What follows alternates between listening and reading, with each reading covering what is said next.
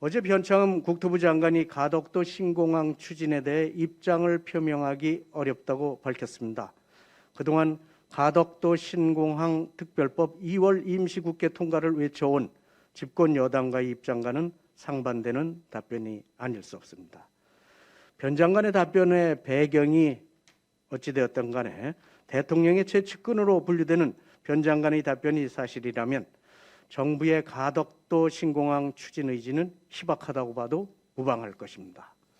제가 지난 월요일 부산 현장 비대위에서도 지적했듯이 문재인 정권이 가덕도 신공항 추진하는 과정을 살펴보면 그 진정성을 찾기가 어렵습니다.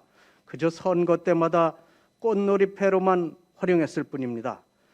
그렇게 문재인 정권 지난 4년 또 오거돈 전 시장 재임 2년간 가덕도 신공항에 대한 뚜렷한 성과가 없는 것입니다. 변 장관의 발언도 그동안 정부 여당이 보여준 가덕도 신공항에 대한 무관심, 무책임함의 연장선상에 있습니다. 가덕도 신공항 건설에 대한 당정간의 엇박자로 피해를 보는 것은 결국 부산 시민입니다. 가덕도 신공항을 두고 부산 시민을 우롱하는 정부 여당의 행보가 유감스럽습니다. 정부 여당은 부산 시민을 우롱하는 엇박자를 멈추고 가덕 신공항에 대한 명확한 입장 표명을 해주기를 촉구합니다.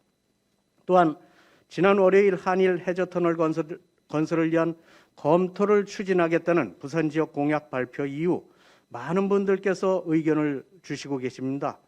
검토 단계인 만큼 다양한 의견이 쏟아지는 것은 환영할 만한 일이지만 명확한 근거도 없이 철진한 친일 프레임을 덮어씌우려는 여당의 행태가 참으로 한심합니다. 민주당이 내놓는 발언들을 보면 민주당은 한일 해저터널을 부산 시민의 입장에서는 검토할 생각은 없이 오로지 반대를 위한 반대에만 매몰되어 있습니다. 그러다 보니 한일 해저터널 건설 필요성을 역설한 김대중, 노무현 두 전직 대통령과 당시 여당도 친일로 모는 황당한 상황까지 연출되고 있습니다. 또한 일부에서는 2000년대 초반 경제성 검토 자료를 두고 한일 해저터널의 경제성이 없다고 비판하는데 이는 2021년 현재 대한민국의 역량을 고려하지 않은 후진적 발상이 아닐 수 없습니다. 우리 당은 가덕도 신공항이 명실상부한 세계 물류공항으로 우뚝 서기 위한 방편 중 하나로 해저터널의 필요성을 검토하겠다고 밝혔습니다. 검토 단계인 만큼 명확한 근거를 바탕으로 한 의견이라면 언제든지 길을 열고 경청하겠습니다. 다만 명확한 근거 없는 친일 프레임이나 또는 근거 없는 비난에는 단호히 대처할 것을 분명히 말씀드립니다.